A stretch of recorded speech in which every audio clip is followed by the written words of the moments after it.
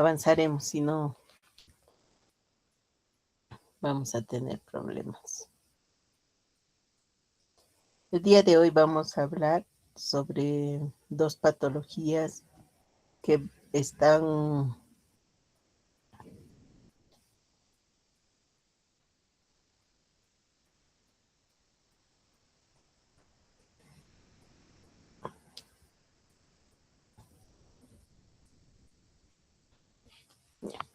el día de hoy vamos a hablar de dos patologías que en, en las últimas décadas, sobre todo en esta década, están siendo muy estudiadas debido al incremento de la población adulta mayor, ¿no? Que son la osteoporosis y osteoartritis, que son patologías degenerativas que no tienen nada que ver con afectaciones genéticas, sino que son enfermedades que se dan debido a al deterioro que hay, ¿no? Por la edad avanzada. La osteoporosis, que viene a ser la disminución de la resistencia ósea o una alteración en la microarquitectura ósea, debido a lo cual hay un riesgo mayor a que los pacientes puedan presentar fracturas, ¿no? Y esto va a condicionar pues, a que estos pacientes puedan llegar a,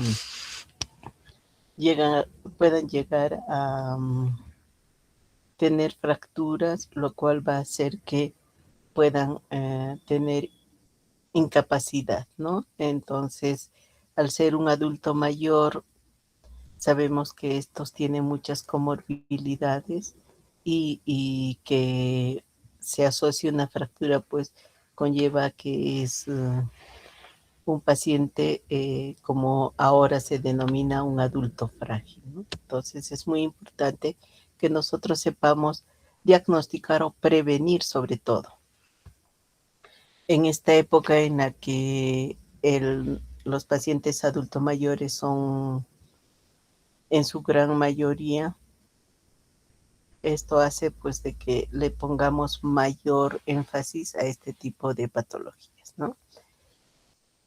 Vamos a ver de que la mayoría de las enfermedades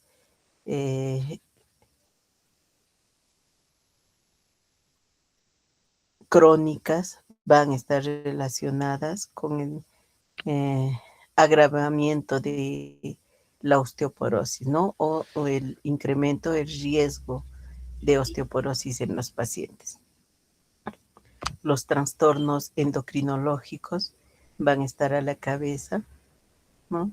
Trastornos hematológicos, las neoplasias que van a estar en incremento en la población adulto mayor, así como los trastornos reumatológicos también, ¿no? Entonces, y también vamos a ver de que los pacientes adultos mayores, pues en su mayoría van a ser pacientes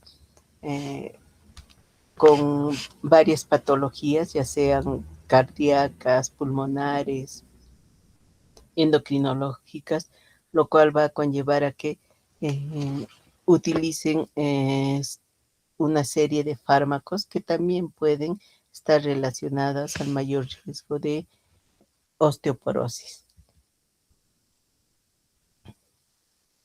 ¿Y cómo se da esta patología? Pues va a haber una disminución en lo que es la producción de los osteoblastos, ¿no? Y va a haber una mayor destrucción de los osteoclastos, ¿no? Lo cual va a conllevar a que haya una disminución a nivel de lo que es la resistencia ósea, que va a ser más frecuente en mujeres, ¿no? Entonces, el ciclo de recambio óseo, pues va a ser definitivamente todo un proceso, ¿no? Un ciclo que va a empezar pues con la disminución en lo que es la producción de nuevas células como los osteoplastos, ¿no? Y va a hacer de que haya eh, alteraciones a nivel de lo que son las fases de formación de estos osteoblastos, ¿no? Y sobre todo, al final, pues va a haber una mayor destrucción de los osteoclastos, ¿no? Y esto va a conllevar a que haya una fragilidad ósea. Cuando existen varias fases en lo que es el ciclo de este recambio óseo, que en los niños se da de una manera más rápida, ¿no? En cambio, en el adulto mayor, esta va a tener un proceso más lento, lo cual va a hacer pues que la presencia de osteoclastos sea mayor a los osteoblastos, ¿no? Lo que no ocurre en las personas jóvenes, ¿no? A esto, aunado a la disminución de lo que es el calcio, la disminución de la absorción de la vitamina D, va a conllevar a que el adulto mayor tenga huesos frágiles, ¿no? Y tengamos alto riesgo de fracturas. Definitivamente la fuente principal de la vitamina D es el sol, ¿no? Y vamos a ver pues que a edades mayores de 40 años, la vitamina D ya no va a ser absorbida de manera adecuada por las personas y esto va a ser un proceso que va a acelerar la destrucción ósea, ¿no? Va a haber una disminución de lo que es el calcio, ¿no? Y esto va a hacer de que pues todo el ciclo el proceso de los osteoblastos, osteoclastos, sea más acelerado y se produzca como ya les había dicho, una fragilidad ósea. Eh, la osteoporosis es más frecuente en mujeres, sobre todo porque vamos a ver de que pues las mujeres tienen menor masa ósea que los varones, ¿no? Las mujeres pasan por alteraciones a niveles hormonales, como es la menopausia, ¿no? Eh, Tienen mayor esperanza de vida que los varones y el riesgo de caídas es mayor en las mujeres que en los varones, ¿no? Todo esto condiciona a que la osteoporosis sea más frecuente en mujeres que en varones, ¿no? Pero vamos a ver que conforme pasa la edad, eh, generalmente a partir de los 50 años, en general la osteoporosis, la incidencia incrementa a partir de la premenopausia, ¿no? Perimenopausia, menopausia, es decir, 45, 49 años, ¿no? Y va incrementándose. Eh, la relación varón-mujer va a ser 3:1 y conforme va avanzando la edad, pues va igualándose, ¿no? Lo que quiere decir que a partir de los 75, 80 años, la osteoporosis va a ser casi igual tanto en varones como en mujeres. Pero como les había dicho, las mujeres tienen mejor esperanza de vida que los varones, lo cual hace que siempre la población con osteoporosis va a ser siempre mayor en mujeres que en varones.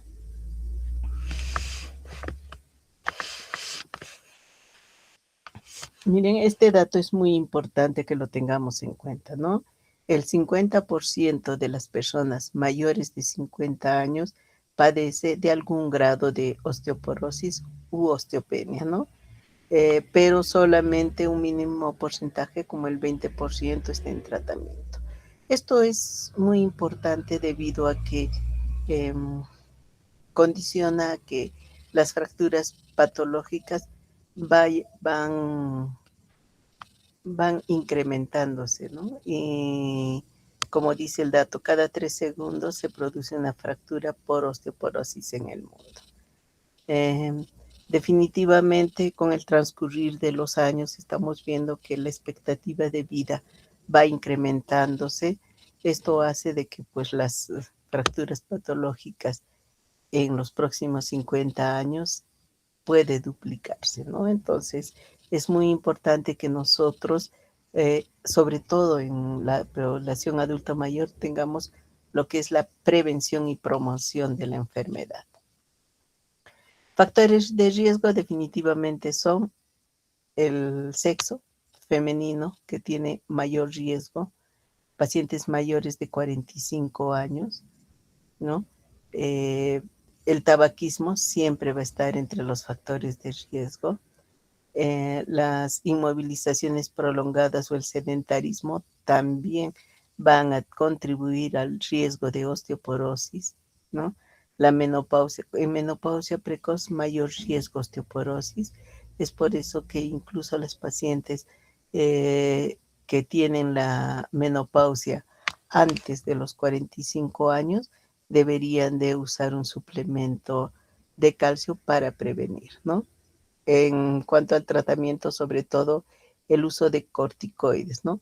Como hemos visto en la práctica, pacientes que usan corticoides más de la dosis de mantenimiento, que es menor a 7.5 miligramos por día, deben de usar un suplemento de calcio para evitar la osteoporosis.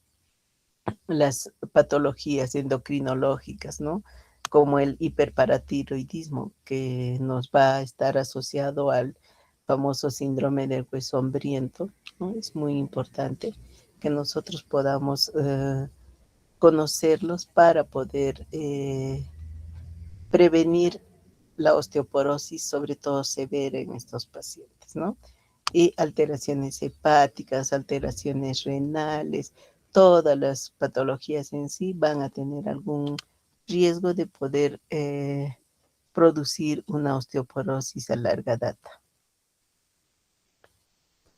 ¿Cuáles son los riesgos, eh, los factores de mayor riesgo de fracturas, ¿no?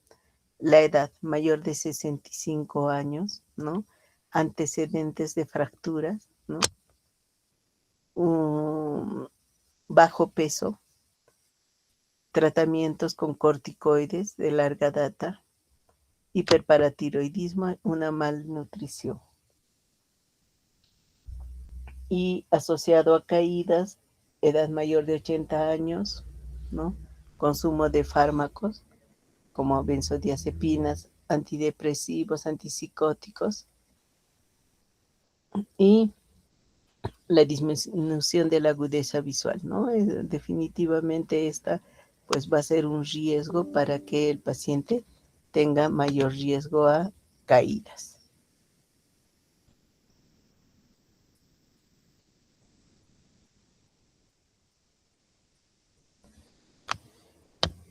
¿Y cómo se da? Pues hemos dicho de que definitivamente hay un desbalance, ¿no? En lo que es la producción de osteoblastos y la destrucción de osteoclastos, lo cual va a hacer de que esta alteración en el recambio óseo eh, produzca alteraciones en la arquitectura o en la microarquitectura ósea, ¿no? Lo cual va a hacer pues de que se produzca un,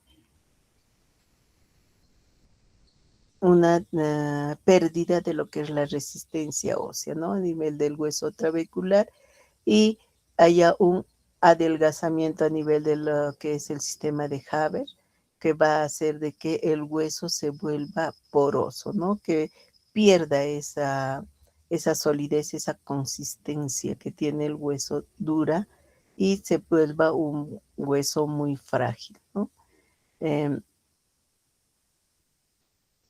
Ya hemos visto que las causas principales van a ser el ser mujer y pasar por la menopausia, ¿no? Debido a que hay una disminución de las hormonas y el incremento de la edad, ¿no? Mayores de 60, 65 años van a tener mayor riesgo.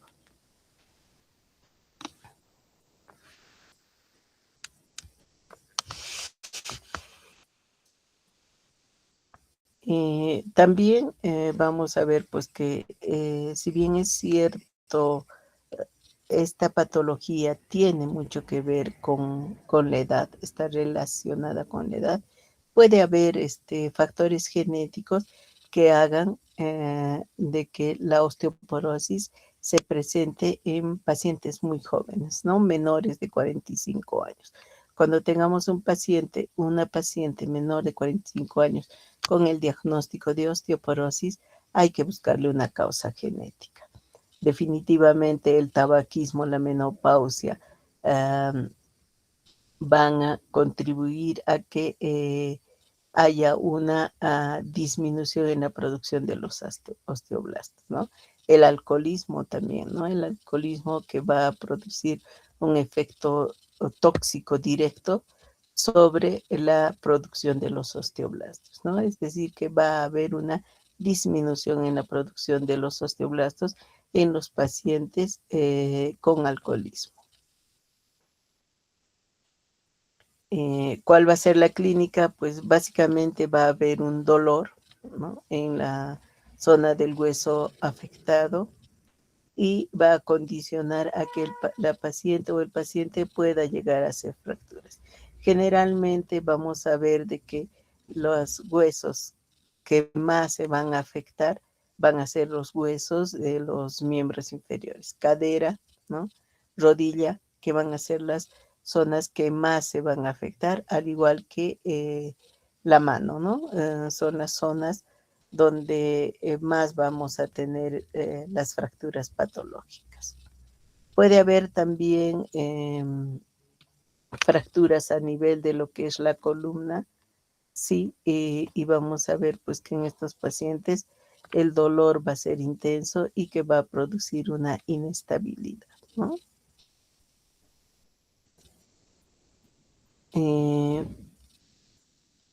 ¿Cuándo nosotros debemos sospechar de una osteoporosis? Pues cuando los pacientes se quejen de un dolor crónico, ¿no?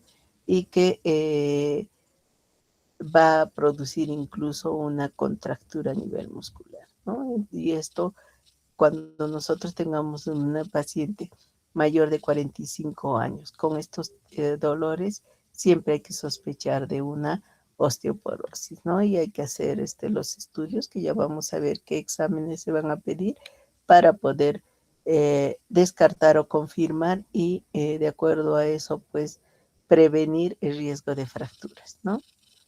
Eh, a nivel de lo que es la columna, las últimas costillas pueden llegar a rozar lo que es las crestas ilíacas, ¿no? Y pueden llegar a producir el síndrome de fricción iliocostal, ¿no? Que esta va relacionada a lo que es la osteoporosis a nivel de lo que es la columna, ¿no? Los cuerpos vertebrales. Y que puede a la larga producir alteraciones en lo que es el equilibrio y la marcha, ¿no? Y el paciente tiene mayor riesgo a caídas. Definitivamente las zonas que más se van a comprometer cuando un paciente tenga alguna caída van a ser extremidades, ¿no? Miembros superiores, miembros inferiores por la caída, ¿no? Y la cadera, ¿no? Que es el hueso que con más frecuentemente es el que se fractura, sobre todo lo que es en la cabeza del fémur, ¿no? ¿Y qué exámenes le tendría que pedir a mi paciente? Pues definitivamente primero tengo que ver, al haber una destrucción de los osteocastos, vamos a pedirle cómo está el calcio, el fósforo, ¿no? Para ver si es una osteoporosis o de repente se trata de alguna otra patología, ¿no? Más adelante vamos a ver cuáles son los diagnósticos diferenciales que debo de presentar en mis pacientes.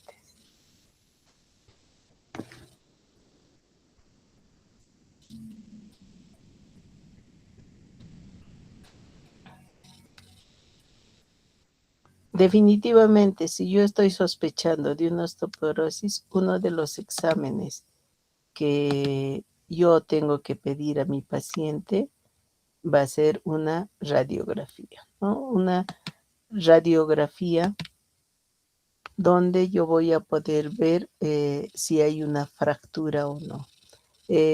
A nivel de lo que es la columna, puedo ver algunos signos, ¿no? Como deformaciones a nivel de los cuerpos vertebrales, ¿no? Inclusive puede haber puede haber la presencia de los famosos osteofitos en lo que es la columna vertebral, los cuerpos vertebrales. Va a haber una pérdida de lo que es la estriación horizontal, un aplastamiento vertebral, ¿no? Y el examen, el gol estándar de la osteoporosis va a ser la densitometría ósea, ¿no? Lo ideal es siempre nosotros debemos de pedir una densitometría ósea, sobre todo en pacientes con menopausia precoz, ¿no? Pacientes usan glucocorticoides, ¿no? O que hayan tenido antecedentes de fracturas. Más adelante vamos a ver los valores de la densitometría ósea. También se puede pedir para poder descartar otras patologías, una biopsia ósea, ¿no? Un hemograma, para ver si la alteración es por otra causa, ¿no? Existen factores de riesgo de fracturas que ya hemos visto de acuerdo a la OMS, mujeres posmenopáusicas u hombres mayores de 50 años, sexo femenino, una fractura osteoporótica previa, la densidad ósea mineralizada del cuello femoral. Vamos a ver que cuando nosotros pedimos densitometría ósea, las zonas que se van a tomar en cuenta para este examen van a ser antebrazo izquierdo, lo que es la columna, ¿no? Y el fémur, ¿no? Para poder ver el, cómo se encuentra la densidad en estos pacientes. El tabaquismo, el alcoholismo, enfermedades endocrinológicas también nos condicionan a un riesgo de fracturas. Existen muchas escalas para ver el riesgo de fractura. Y definitivamente el riesgo de tener fracturas va a ser condicionado por la edad, ¿no? A mayor edad, mayor riesgo. El diagnóstico de osteoporosis previo también nos va a condicionar a que nuestro paciente tenga mayor riesgo. Existen muchas escalas para poder ver o valorar el riesgo de fracturas. Una de las escalas que más nos ayuda al pronóstico es el índice de FRAC, que nos va a decir el riesgo de fractura que va a tener nuestro paciente en los próximos 10 años, ¿no? Por eso es muy importante que nosotros debamos de implementar este índice de FRAC en todas las personas mayores de 45 años para ver el riesgo de fracturas, ¿no? Siempre que nosotros veamos el riesgo, tenemos que ver todo tipo de comorbilidades que tenga mi paciente, no solo la edad, el sexo, la raza, los antecedentes como el tabaquismo, el alcoholismo, menopausia precoz, sino las enfermedades, ¿no? Crónicas, hepatopatías, enfermedades renales, enfermedades reumatológicas y endocrinológicas, que nos van a condicionar a que haya mayor riesgo de que nuestros pacientes tengan osteoporosis y por ende mayor riesgo a tener fracturas patológicas, ¿no? Cuando nosotros tengamos pacientes con antecedentes de fracturas anteriores, siempre es necesario pedirle una densitometría ósea, ¿no? La densitometría ósea lo que nos va a importar es ver el score, ¿no? El score. En este score vamos a ver, de acuerdo a los valores, cómo están cómo están los huesos y cómo, si nuestro paciente tiene osteoporosis severa, osteoporosis moderada o leve, o tiene una osteopenia. Sí podemos hacer una variación. Una osteopenia puede ir a una osteoporosis o viceversa, ¿no? Por eso es muy importante el tratamiento en estas personas.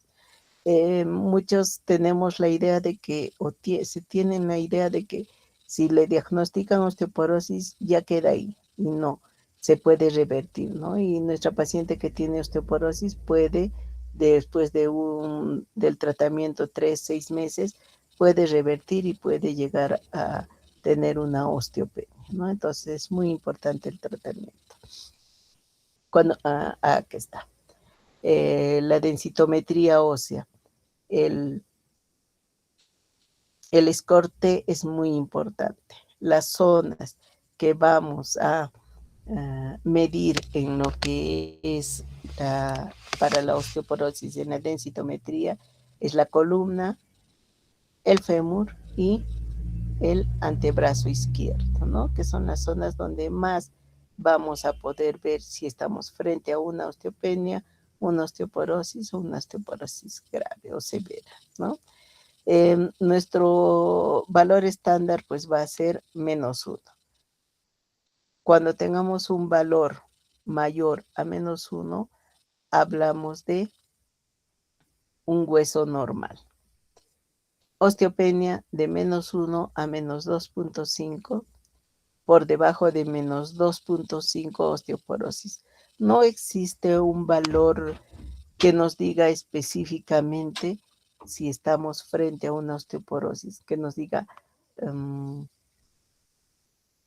-2 a -3, osteoporosis leve, no. Generalmente se toma el valor de -4, ¿no? Cuando tengamos valores de -4, ya hablamos de osteoporosis graves. ¿Y qué significa esto? Que nuestro paciente tiene mayor riesgo de caídas, ¿no?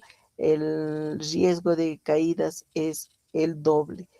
Un simple resbalón puede tener una fractura patológica. Por eso es muy importante, ¿no? Y también es muy importante ver la sintomatología. Definitivamente en la osteoporosis el síntoma principal va a ser el dolor.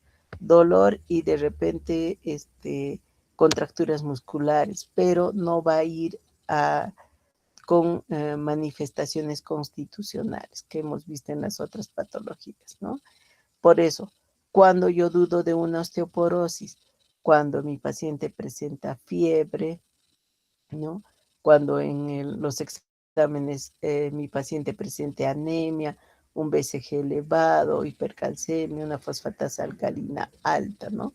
Estos nos van a llevar a otros diagnósticos. Por ejemplo, uno de los diagnósticos con los que más vamos a tener la duda va a ser la metástasis ósea, que muchas veces vamos a ver un hueso con una disminución de la resistencia, con un hueso poroso que nos va a hacer dudar si estamos frente a una metástasis ósea o frente a una osteoporosis. Por eso es muy importante los exámenes de laboratorio, ¿no?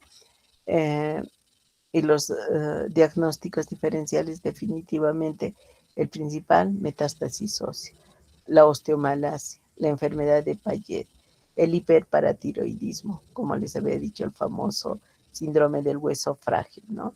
El mieloma múltiple, que viene con imágenes en saca bocado, que nos pueden hacer pensar que estamos frente a una osteoporosis, ¿no? Por eso es muy importante la analítica para este tipo de pacientes. Y el tratamiento, pues, definitivamente va a ser para poder prevenir este riesgo de fracturas, ¿no? Entonces, el tratamiento debe darse con a base de vitamina D, de calcio. Las medidas no farmacológicas son muy importantes.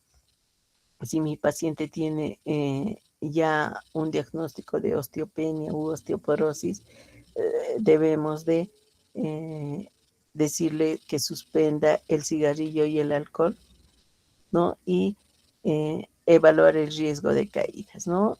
Ver que en la casa pues tenga un ambiente adecuado donde no haya riesgo de que se caiga. Si tiene escaleras, tiene que tener barandales.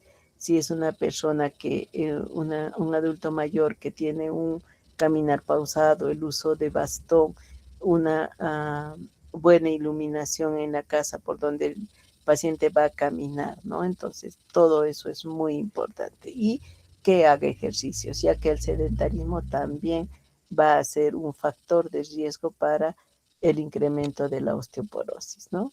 Y en cuanto a la administración de medicamentos, pues uno de ellos va a ser el calcio.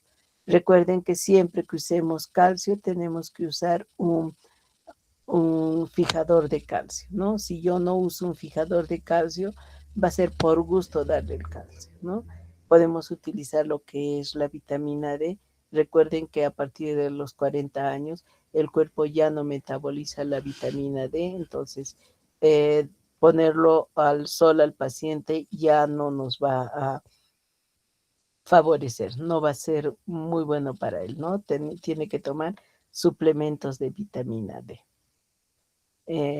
Los bifosfonatos siempre deben de utilizarse. Hay que tener en cuenta que estos tienen una depuración renal y si mi paciente tiene falla renal hay que tener bastante cuidado. Claro que los bifosfonatos, que son fijadores de calcio, tenemos en varias presentaciones. El más usado, que es el ácido alendrónico o el alendronato, que se utiliza de depósito una vez por semana, siempre y cuando el paciente tome calcio todos los días, ¿no?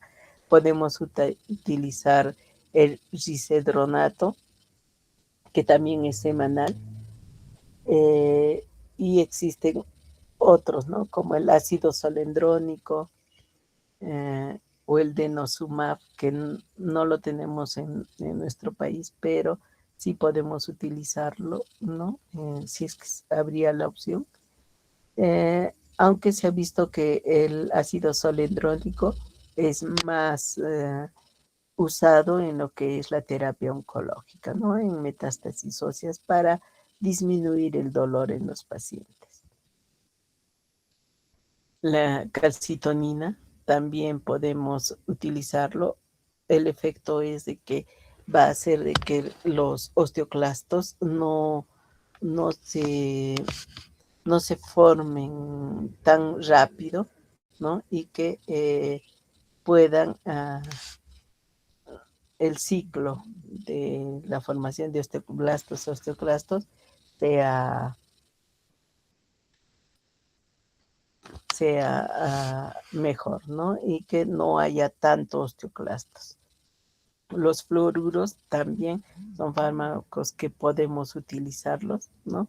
Que va a hacer de que haya va a hacer de que estimule la producción de los osteoblastos, ¿no?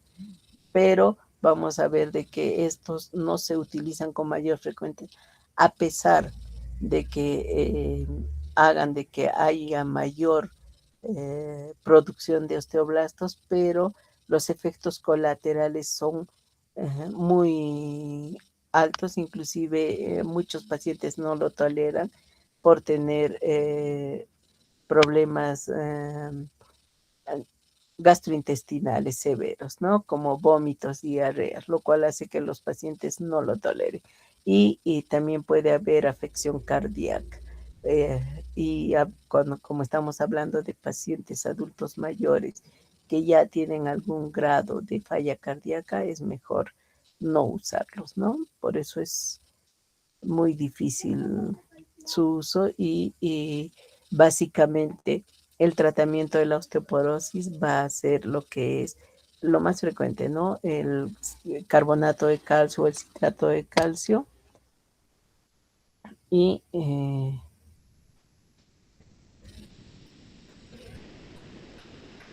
asociado a un bifosfonato, ¿no? Entonces, es muy importante. El tratamiento quirúrgico en estos pacientes, pues, va a depender mucho, ¿no? Generalmente cuando hay un compromiso neurológico severo, se puede optar por este, ¿no? Para que haya una descomprensión de las estructuras nerviosas, se estabilice la columna o se corrija alguna deformación que va a imposibilitar que el paciente eh, se movilice solo, ¿no? No es muy... eh, no se recomienda mucho el tratamiento quirúrgico, salvo que sea para corregir alguna deformación que se haya dado por la osteoporosis, ¿no? Eh, Estamos hablando de pacientes adultos mayores, ¿no? Entonces, solamente si hay alteraciones neurológicas o cuando el paciente tenga dificultades para caminar, en esos casos solamente está permitido, ¿no? Pero también va a ser decisión del paciente, porque si tenemos una compresión neurológica, pues definitivamente vamos a tener que optar por la descomprensión y para eso va a ser un tratamiento quirúrgico, ¿no? Pero como les digo, esto va a depender mucho de cuán severo sea el cuadro, pero no es recomendable, ¿no? Esta es la técnica mediante la cual se hace la descompresión ¿eh? Cuando está comprometido alguna rama nerviosa, ¿no? Solamente en esos casos. El tratamiento quirúrgico en pacientes adultos mayores va a depender mucho, ¿no? De las comorbilidades que tenga riesgo-beneficio del paciente, ¿no? Muchas veces los familiares optan por un tratamiento más conservador, ¿no? Debido a que el riesgo también de que haya complicaciones postquirúrgicas es alto. Entonces, esto va a depender mucho. Eh, Existen varias técnicas, pero como les digo, no son muy recomendables, ¿no? Entonces, es muy importante, recapitulando, la osteoporosis es más frecuente en mujeres por la expectativa de vida, el disminución de la masa ósea y mayor riesgo de caídas, ¿no? Esos son los tres factores principales por los cuales las mujeres tienen mayor osteoporosis, ¿no? Y las complicaciones van a ser sobre todo las fracturas patológicas. Entonces, en todo paciente es importante, debería ser ya un protocolo, ¿no?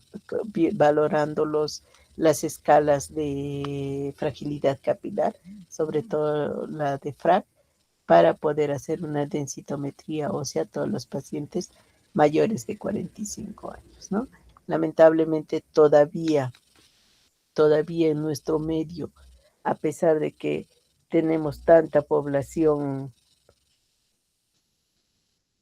adulto mayor, que cada vez tenemos más población adulta mayor, todavía no contamos con un densitómetro óseo en el MINSA, ¿no? Y eso es muy importante para poder ver en nuestros pacientes el riesgo de estas fracturas y evitar pues que estos pacientes lleguen a complicaciones que la única posibilidad sea una cirugía, ¿no?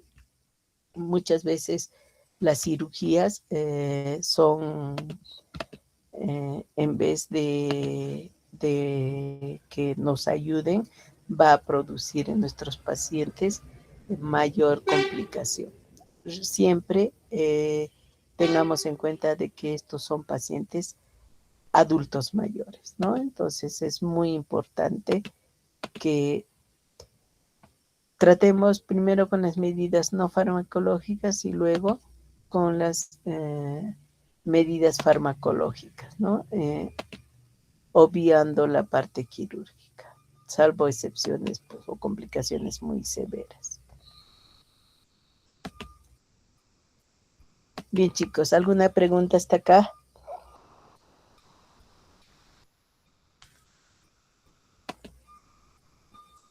Otro tema del cual vamos a hablar es la osteoartrosis, ¿no? La osteoartrosis, que también tiene que ver mucho con la edad, ¿no? A mayor edad, mayor riesgo. También es otra patología que la tenemos muy frecuentemente, ¿no? Es la forma más común de artritis, sobre todo en personas mayores de 40 años, ¿no? Que produce una destrucción del cartílago y cambios a nivel del hueso subcondral, ¿no? Definitivamente la edad y la obesidad van a ser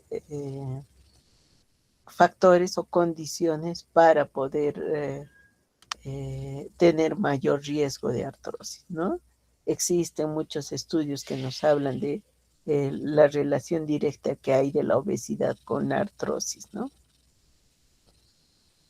Eh, esta enfermedad va generalmente asociada, al igual que la osteoporosis, a un dolor, ¿no? Pero en esta el dolor es mayor, un dolor articular gradual, ¿no? Que puede llevar incluso a una rigidez de la articulación y una disminución en los movimientos, ¿no? Entonces, va a ser el resultado de eventos mecánicos y biológicos que van a desestabilizar el acoplamiento normal de la y la degradación y síntesis del cartílago y el hueso subcondral, ¿no? A diferencia de las patologías que hemos visto reumatológicas, donde el dolor es no mecánico, en esta patología el dolor es mecánico, ¿no? El paciente va a utilizar la articulación y va a incrementarse el dolor, ¿no? Es una enfermedad que va a ir condicionada a la edad, a mayor edad, mayor riesgo de artrosis, ¿no? Y esto debido a que hay un deterioro progresivo del cartílago hialino, ¿no? La osteoartritis u osteoartrosis, cualquiera de los nombres es correcto, ¿no? Puede afectar a cualquier articulación, desde articulaciones pequeñas a grandes, pero definitivamente tiene predilección más por las articulaciones grandes, ¿no? Grandes y medianas. Pero esto no quiere decir que no encontremos una osteoartritis en articulaciones pequeñas, ¿no? Como en los huesos de la mano, de los pies. Eh, eh, la incidencia pues es a nivel mundial, 195 casos por 100.000 habitantes. La prevalencia va a incrementar con la edad. Generalmente los síntomas empiezan a partir de los 40 años, pero nos dicen que a partir de los 50 recién empieza a haber algunos síntomas como lo que es el dolor, ¿no? El dolor, la dificultad para movilizar alguna articulación, ¿no? Y a los 65 años ya podemos ver signos radiológicos, ¿no? Antes es difícil verlos, ¿no? Y es más frecuente en las mujeres como en los varones, pero al igual que hemos visto en la osteoporosis, con el transcurrir de los años, va equiparándose esta diferencia, ¿no? Epidemiológicamente hablamos, pues, el sobrepeso, las lesiones o las deformaciones del desarrollo, alteraciones hormonales, pueden conllevar a un mayor riesgo a que el paciente haga osteoporosis, ¿no?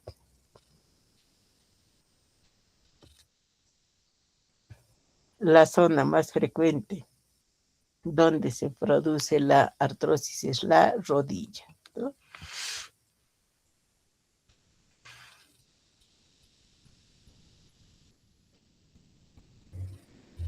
Existen factores que nos van a condicionar a que haya un mayor desarrollo de osteoartritis, ¿no? En la mayor edad, el sexo femenino, los factores raciales, ¿no? Factores nutricionales, ¿no? Mujeres eh, con desnutrición tienen mayor riesgo a hacer artrosis, mujeres obesas también tienen mayor riesgo a hacer osteoartrosis, ¿no? La ocupación, ¿no? Deportistas, por eso les digo, si hacen deporte extremo, siempre tienen que utilizar proteínas, ¿no? Suplementos proteicos, porque de joven uno no lo va a sentir, pero a partir de los 45, 50 años, el riesgo de artrosis es mayor en estos pacientes, ¿no? Factores no modificables, los genéticos. El ser mujer y la raza es más frecuente en mujeres afroamericanas, ¿no? Y la edad mayor de 45 años. Y los modificables sí van a ser pues, la obesidad, ¿no? Eh, la actividad laboral, deportes de competición, como les digo, todos estos pacientes con actividad física extrema deben recibir suplementos para evitar de que cuando lleguen a la edad de 45 años tengan riesgo de hacer osteoartrosis, ¿no? El tabaquismo también, dietas bajas en vitamina C y D tienen mayor riesgo de artrosis, ¿no? Definitivamente, en cuanto a la posición del cartílago, el colágeno que va a estar más comprometido va a ser el colágeno tipo 2. Y la mayoría de los tratamientos va a justamente a reemplazar este colágeno, ¿no? Que es el que va a tener un desequilibrio para la producción de lo que es la osteoartrosis. Eh, Puede haber un desequilibrio entre la síntesis y degradación de lo que es el colágeno, sobre todo el tipo 2, ¿no? Y puede haber un cambio en la calidad de la matriz sintetizada, puede haber un aumento de la síntesis de proteinasas que degradan este colágeno y una disminución en la síntesis de inhibidores, ¿no? Va a haber también una síntesis anormal de los condrocitos, ¿no? Y que esto puede formar unos radicales libres que pueden llegar a producir una inflamación y por ende a la larga una artrosis, ¿no? Entonces vamos a ver pues que en el lado izquierdo vemos una articulación normal, una cápsula, el cartílago, el líquido articular, la membrana sinovial y el hueso, ¿no? Con una arquitectura normal, y en el lado derecho vamos a ver pues una ya alteraciones, ¿no? A nivel de lo que es el líquido articular, que puede haber un aumento de este líquido, incluso un derrame articular, ¿no? Una pérdida de lo que es el cartílago, ¿no? Y la formación de unos quistes óseos, ¿no? Que esto va a condicionar a que se formen los famosos osteofitos, ¿no? Una inflamación a nivel de la zona o la cápsula articular que va a producir un engrosamiento de esto y que a la larga va a llevar a una disminución de lo que es el espacio articular y por ende va a llevar a que esta articulación pues se artrose o se empiece a fusionar, ¿no? Existen varias, fisiopatológicamente hablando, varios caminos por los cuales se llega a una artrosis. Uno de ellos es que hay una reparación hipertrófica del cartílago. Al haber este incremento, engrosamiento en la cápsula articular, va a producir un estrés mecánico, formación de quistes y un daño articular, ¿no? Un incremento en la síntesis de lo que es los proteoglucanos y el colágeno, produciendo esta inflamación a nivel de lo que es el cartílago o la cápsula articular. Esto va a conllevar a que a la larga va a producir pues la presencia de los proinflamatorios que van a llegar a producir una destrucción del cartílago. Por ende, va a haber en un inicio un incremento de lo que es el líquido sinovial y a la larga, al haber una pérdida del cartílago, va a haber un derrame articular, una disminución del espacio articular y al haber una destrucción de la cápsula articular, el hueso va a quedar expuesto y va a haber una disminución. Al haber una disminución del espacio articular, los huesos van a rozar y van a producir fricción y daño, ¿no? Y esto va a producir también dolor. Y esto va a producir pues que haya una invasión vascular y un incremento en la celularidad, un proceso inflamatorio que va a conllevar a que haya inclusive una fusión de ambos huesos, perdiéndose esta articulación, ¿no? Vamos a ver pues de que hay patologías que pueden contribuir a que la artrosis se dé en personas más jóvenes, ¿no? Como enfermedades metabólicas o endocrinológicas, pero en la mayoría de los casos, casi el 85%, es primaria, ¿no? No está relacionada a ninguna de estas patologías y solamente está relacionada a lo que es la edad, ¿no? Eh, y hemos visto, la mayoría son primarias, ¿no? 85% de los casos, y el otro 15% va a ser asociado a otro tipo de enfermedades, que no es tan frecuente, ¿no? Entonces, las artrosis pueden ser secundarias o pueden estar relacionadas a enfermedades como diabetes, hipotiroidismo, artropatías, la gota, la artritis reumatoide, espondilitis anquilosante. Cualquiera de estas patologías nos puede llevar a una artrosis, ¿no? Pero como les he dicho, casi el 85% no tiene una causa, no es causa secundaria de ninguna otra patología, ¿no? Y vamos a ver pues de que esta osteoartrosis se va a ver conforme va progresando la edad y va a ser más frecuente en personas que fumen alcohol y deportistas o personas que tengan actividad física de jóvenes, ¿no?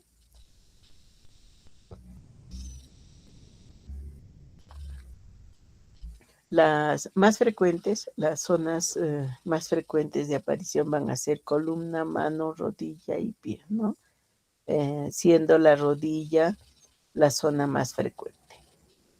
Y las secundarias a otras patologías, hombro, codo, muñeca, tobillo y pie. Las manifestaciones clínicas, el primer síntoma siempre va a ser el dolor, ¿no? Un dolor que puede ir con un EVA leve a moderado, incluso severo, ¿no? Disminución de los movimientos que puede incluso llevar a una anquilosis de una articulación, la presencia de crujidos. Creo que todos han podido palpar en los pacientes estos crujidos que se dan en la artrosis, que muchas veces pues ni siquiera es necesario tocar, ¿no? La articulación, se escuchan apenas se mueve la articulación en el paciente. Y la deformación siempre está presente y hay una disminución e incluso acortamiento de la extremidad, ¿no? Y puede haber una rigidez matutina que puede ser menos de 30 minutos, ¿no? Es lo mismo y esta, esta, inclusive esta artrosis puede llegar a producir alteraciones o deformaciones en lo que es la extremidad, ¿no? Muchos pacientes, pues, cuando tienen una artrosis, sobre todo en rodilla o en cadera, dejan de caminar, ¿no? Eh,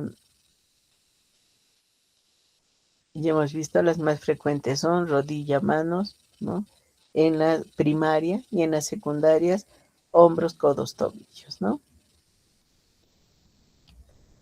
¿Cuál es la característica de esta patología? Que su instauración es lenta y progresiva, ¿no?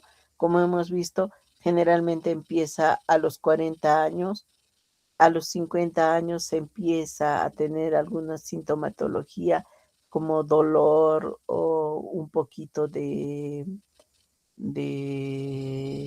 alteraciones, de repente deformaciones leves, que no las vamos a ver en la radiografía. A los 50 años puede ya incrementarse eh, toda esta sintomatología del dolor y a los 65 años recién vamos a poder ver alteraciones a nivel de lo que es la radiografía, ¿no?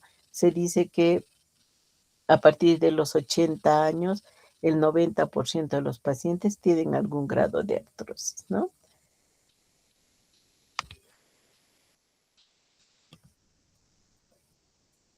Siempre que nosotros auscultamos o revisamos alguna articulación, hay que verla de manera bilateral, ¿no?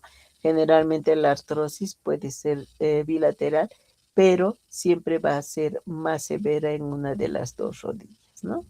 Eh, Cuando nosotros hacemos la palpación no vamos a encontrar calor, ¿no? Como en una celulitis, en una artritis séptica, en una gota, pero sí puede haber aumento de volumen, ¿no? Entonces, eh, la crepitación es, siempre va a estar presente y la dificultad de la movilidad, ¿no? Puede haber nódulos, ¿no? Como hemos visto en la artritis reumatoide, los nódulos de Heaven-Bouchard están presentes acá, ¿no? Y las deformaciones, ¿no?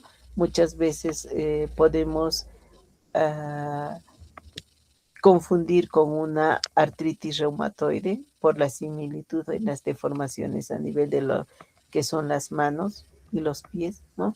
Pero generalmente esto se da en personas ya de más de 80 años, ¿no? ¿Y qué otras complicaciones vamos a tener? La condromatosis, meniscopatía, condrocalcinosis, los quistes de Baker, que son los más frecuentes, ¿no? E inclusive vamos a poder encontrar lo que es pues la estenosis del canal raquídeo, ¿no? Eh, Vamos a ver de que eh, la artrosis puede estar en algunas otras, asociada a algunas otras patologías, ¿no? Pero que no son muy frecuentes, ¿no? A las enfermedades endocrinológicas como la acromegalia, el hiperparatiroidismo, la diabetes, también puede estar asociada, ¿no? En su forma secundaria, pero como les he dicho, es lo menos frecuente. La más frecuente es que sea primaria, ¿no? Eh, el diagnóstico definitivamente va a ser dolor articular, una edad mayor a 45 años y una rigidez matutina de menor a 30 minutos, ¿no? Y al examen físico, pues la presencia de crujidos, ¿no? Exámenes que le debo pedir, un hemograma, reactantes de fase aguda y, lo más importante, un estudio de líquido sinovial, que nos va a descartar otro tipo de patologías, ¿no? Puedo pedirle pruebas de imagen como radiografía, ecografía, gamografía, dependiendo de cómo está mi paciente, ¿no? Vamos a ver de que en el estudio del líquido sinovial, pues el color va a ser claro o amarillo, transparente, viscosidad alta y al estudio de histológico vamos a tener presencia de polimorfonucleares menor de 2000, ¿no? Menor al 25%. Existe una escala de Kegel-Lawrence que nos dice el grado de artrosis, ¿no? Que nos habla de un grado de 0 a 4, siendo 0 normal, en el 1 presencia de osteofitos, pero que va a ser muy confuso, donde no haya una disminución del espacio articular, o sea, dudosa. El estadio 2, donde ya se vean los osteofitos y una leve disminución del espacio articular. En el grado 3 ya hay presencia de osteofitos bien definidos y la disminución del espacio articular, ¿no? Que puede haber incluso una deformidad. Y el grado 4, pues donde ya vemos una deformidad severa, ¿no? Donde ya el diagnóstico es pues total. Y existe un signo, el signo de la gaviota, que vamos a ver en la radiografía, porque se asemeja a las alas de la gaviota, ¿no? En lo que es los huesos, donde vamos a ver una disminución del espacio interarticular, sobre todo en la zona media, ¿no? Y esto va a asemejarse a los alas de la gaviota, ¿no? Eh, los otros exámenes podemos buscar en una tomografía o una resonancia donde vamos a ver lo que es la presencia de los osteofitos, ¿no? En la resonancia, pues podemos ver de que es más sensible para etapas tempranas de la enfermedad, ¿no? Sobre todo para ver derrames articulares, ¿no? Entonces vamos a poder ver osteoartrosis en cualquier articulación, como les he dicho, ¿no? Puede ser columna, manos, ¿no? Existen varios criterios para clasificar la artrosis, dependiendo de la zona, ¿no? En mano, cadera, rodilla, en todas el dolor va a ser uno de los criterios que vamos a encontrar, ¿no? La crepitación, la tumefacción y las deformidades, ¿no?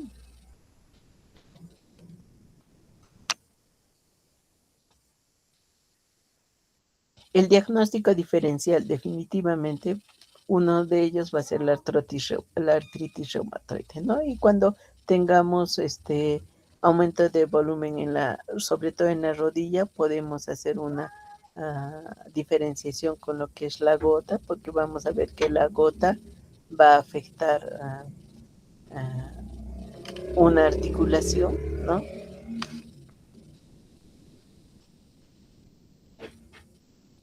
Podemos hacer también un diagnóstico diferencial con la pseudogota, ¿no? La necrosis avascular, ¿no? Y esto nos va a dar el diagnóstico, el estudio del líquido sinovial, ¿no?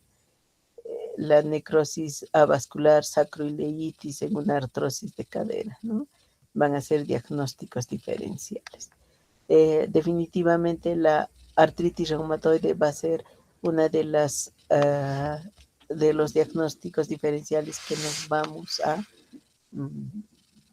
plantear siempre cuando veamos artritis o sobre todo en lo que es los huesos pequeños de la mano, ¿no? Donde vamos a tener que pedir los exámenes para descartar una artritis reumatoide, ¿no? Un factor reumatoideo, anti-CCP, BCG-PCR, los cuales van a ser normales en la osteoartritis, ¿no? Pero sí va a haber las deformaciones. El tratamiento básicamente debe ser individualizado, ¿no? De acuerdo a cada paciente, de acuerdo al dolor, a la zona donde encontremos la artrosis, ¿no? El objetivo principal va a ser el calmar el dolor, ¿no? Y mejorar la función y disminuir la discapacidad en los pacientes. Siempre va a haber un tratamiento farmacológico. La fisioterapia es muy importante en estos pacientes una vez que calmemos el dolor iniciar lo que es la fisioterapia. Si son pacientes obesos, pues hay que darles no solamente terapia física, sino también apoyo nutricional para poder hacer una dieta balanceada y poder bajar de peso. Recuerden que la obesidad va a ir relacionada con el incremento de la osteoartritis, ¿no? Y el tratamiento farmacológico, cuando si mi objetivo es calmar el dolor, puedo utilizar tanto analgésicos como antiinflamatorios, ¿no? Puedo utilizar inclusive analgésicos vía local, intraarticular o incluso corticoides, ¿no? El corticoide eh, intraarticular hay que tener mucho cuidado. El que se usa es la triancinolona, pero generalmente no podemos utilizarlo muy seguido. Cada 3 meses es la recomendación ideal, ¿no? Para poder evitar complicaciones en nuestros pacientes, ¿no? Si nosotros utilizamos corticoide con mayor frecuencia, nuestro paciente tiene mayor riesgo a hacer osteoporosis, ¿no? Podemos hacer combinaciones de analgésicos para calmar el dolor, ¿no? Una de las combinaciones que más se usa es el paracetamol con la codeína, aunque ahora eh, se está usando lo que es el dexketoprofeno con el paracetamol, ¿no? Que tiene buena cobertura en estos pacientes e incluso podemos utilizar los opiáceos, ¿no? Que no está muy recomendado. Y la cirugía, pues también algunos no recomiendan la cirugía, ¿no? Para poder calmar el dolor, ¿no? O inclusive lo que es las prótesis, ¿no? Cuando son artrosis severas, las prótesis pueden ser un tratamiento que va a mejorar la movilidad de la articulación. Eh, Ustedes ya deben estar más familiarizados ahora. El boom en lo que es la terapia es el uso de los condromoduladores, ¿no? Ya han visto el ácido hialurónico, la glucosamida. No existen estudios que nos digan de que son 100% confiables, pero su uso es masivo, ¿no? Sobre todo viendo de que estos van a estar asociados a lo que es la reposición del colágeno tipo 2, ¿no? Es por eso que tenemos el colágeno que se vende en las farmacias asociado al ácido, ácido hialurónico para mejorar el dolor, ¿no? Entonces es muy importante.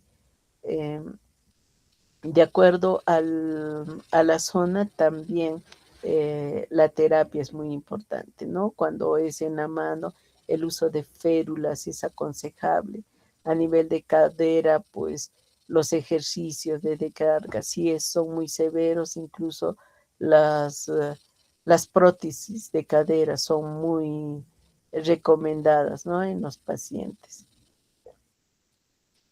En la rodilla también, ¿no? El uso de analgésicos, de las inyecciones de corticoides o incluso de antiinflamatorios también se puede usar, ¿no? Entonces, va a depender del grado de compromiso articular que tenga el paciente para ver si le doy un tratamiento farmacológico, antiinflamatorio o inclusive si mi opción es el reemplazo de la articulación por una prótesis, ¿no?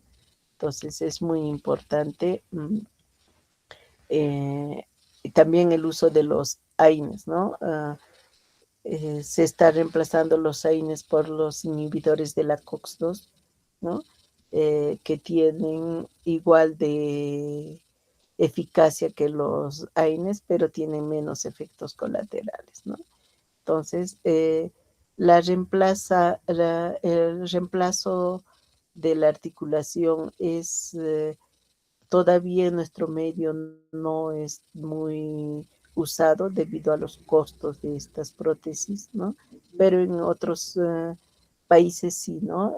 Se hace un reemplazo de la articulación por una prótesis y los pacientes pues tienen,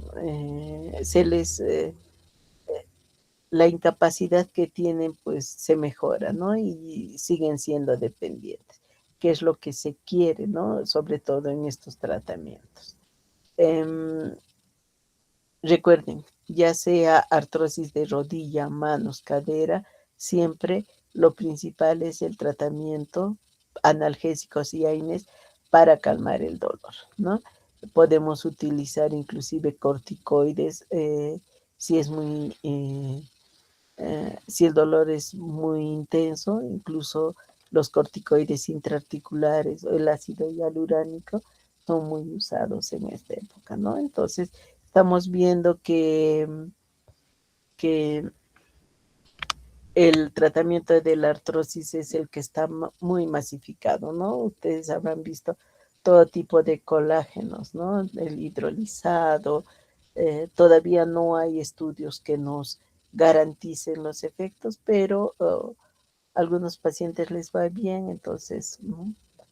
Mayor daño no les va a hacer, ¿no? Entonces, riesgo-beneficio sí se puede usar.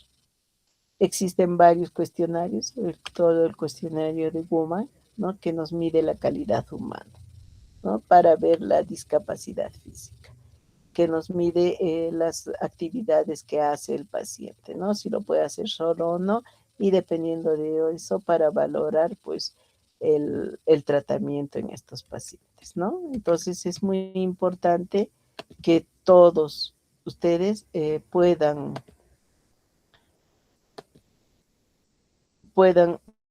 diagnosticar a vuestros pacientes con, con estas patologías degenerativas, ¿no? Debido a que van a estar con pacientes de más de 60 años con mayor frecuencia.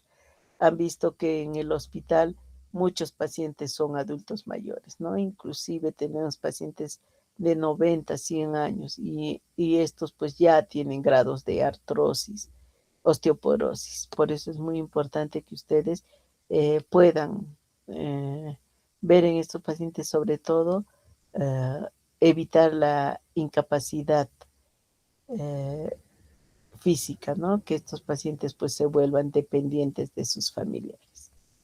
Bien, chicos, con eso acabamos lo que es osteoporosis y osteoartrosis.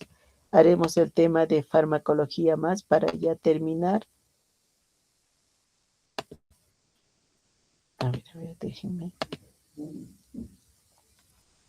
Hablar de farmacología eh, reumatológica, pues ya hemos visto en casi todos los temas los fármacos, ustedes ya se saben de memoria lo que es el uso de AINES, FAMES, corticoides, ¿no? Saben cuándo debo usar corticoides. Es como un repaso de todos los fármacos en todas las patologías, ¿no? Lo vamos a ver rápido, chicos. En nuestro primer escalón de terapia son los AINES, ¿no? Los AINES, pues, vamos a ver que se usan mucho en las enfermedades reumáticas, ¿no? Esto debido a que una de las principales síntomas con los que va a venir el paciente es el dolor, ¿no? Y vamos a tener varios tipos de antiinflamatorios, ¿no? Entonces es muy importante, ya no les voy a hablar de, de la, del mecanismo de acción, vamos a hablar específicamente de por qué los usamos, ¿no? Eh, valorar sobre todo qué antiinflamatorio usar en mi paciente, ¿no? Tenemos varios tipos de antiinflamatorios, ¿no? Grupos terapéuticos. Los más usados son los arilpropiónicos, ibuprofeno, naproxeno, ketoprofeno, ¿no? Aunque ahora tenemos pues los inhibidores de la costa, ¿no? Celecoxib etoricoxib, que son los que se están usando frecuentemente, ¿no? En reumatología definitivamente los AINES se utilizan para tratar el dolor y la inflamación, ¿no? Eh, la eficacia, vamos a ver, pues, de que no hay un estudio que nos diga cuál es mejor, ¿no?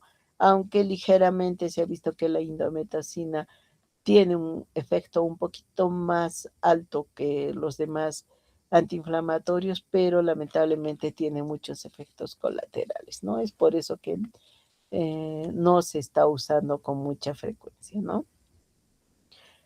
También podemos utilizar lo que son los opioides en casos de que no tengamos buena respuesta con los antiinflamatorios, ¿no? El más usado pues es el tramadol y podemos ir escalando, ¿no? Morfina, codeína, la oxicodona, buprenorfina. Los parches de buprenorfina son también usados, pero generalmente más se usa en lo que es la terapia oncológica, ¿no? Entonces, es muy importante saber, ¿no? Entonces, esta escalerita es muy importante que sepan, ¿no? Es la escala del dolor, ¿no? Primero, en el primer escalón, cuando el dolor es leve, no se debe usar los opioides, ¿no?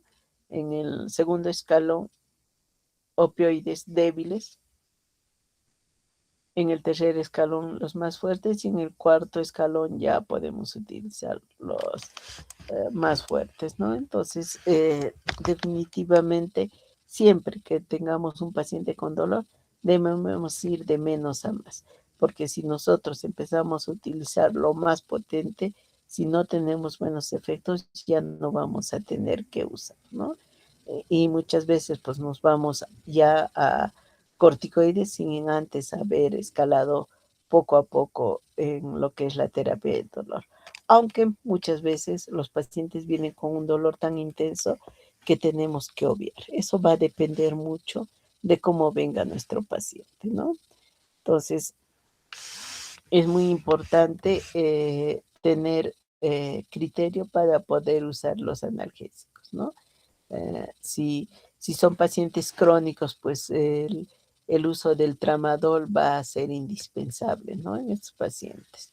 Aunque han visto que la mayoría de los pacientes, pues no usamos, ¿no? Generalmente usamos lo que es el naproxeno o el dexketoprofeno, ¿no? El tramadol muchas veces lo dejamos para otro tipo de patologías, ¿no?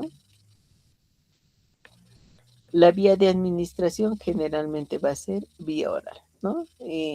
El problema de los opioides es que tienen muchos efectos adversos, ¿no? Gastrointestinales, a nivel del sistema nervioso central, respiratorio. Por eso solamente lo debemos usar en casos de que nuestros pacientes no cedan con antiinflamatorios, ¿no? Entonces, la morfina, la oxicodona, muchas veces lo dejamos para complicaciones ya más severas. El más usado es el tramadol, ¿no? El tramadol, que es el que más vamos a usar para poder calmar el dolor, sobre todo en pacientes con hospitalizados, ¿no? Antes de usar un antiinflamatorio, usamos los opioides como el tramadol, ¿no? Bueno, esta guía es solo para que lo vean, es necesario que se la aprendan, ¿no? El manejo de los opioides, eso van a ver ya ustedes cuando sean médicos, ¿no? El uso de los FAME, los fármacos inmunomoduladores, pues es muy importante, ¿no? El metotrexate, lo que necesito que sepan del metotrexate, que generalmente, que lo vamos a usar en pacientes, sobre todo con que cursen con artralgias, ¿no? Artritis reumatoide, artritis idiopática juvenil, un lupus, paciente con lupus con artralgias, el metotrexate es el tratamiento de elección, ¿no? Y si yo uso metotrexate, tienen que saber que tengo que usar el ácido fólico, ¿no? Ese es muy importante. La leflunomida, que también es otro fármaco inmunomodulador, también se puede usar en lo que es artritis reumatoide, artritis psoriásica, lupus, ¿no? Generalmente es un fármaco muy tolerado, ¿no? Pero vamos a ver de que es muy usado debido a que es en pacientes que tienen compromiso hematológico, el metotrexate no nos va a ayudar mucho. Podemos utilizar la leflunomida en aquellos que tengan un compromiso hematológico, ¿no? Hablábamos de los antipalúdicos. Los antipalúdicos son unos medicamentos que eh, ahora actualmente ya se usan de manera frecuente en el tratamiento de las enfermedades autoinmunes, ¿no? Siendo la hidroxicloroquina la de mayor uso, ¿no? Debido a que tiene menos efectos colaterales que la misma cloroquina, ¿no? Eh, su uso pues está condicionado a cualquiera de las patologías autoinmunes, ¿no? Y vamos a ver de que estos medicamentos tienen eh, buena respuesta en los pacientes, ayudan a mejorar lo que es el dolor, mejoran la sintomatología y reducen el riesgo de complicaciones sistémicas, ¿no? A corto y mediano plazo. Otro fármaco que también se puede usar es la acetioprida, ¿no? En cualquiera de las patologías autoinmunes, ¿no? Artritis, lupus, dermatomiositis, polimiositis, en realidad en todas, ¿no? Eh, pero vamos a tener en cuenta de que generalmente lo vamos a utilizar a dosis primero 25 miligramos diario y llegando hasta 50 dosis diarias, ¿no? Y haciendo ajustes, pues, eh, dependiendo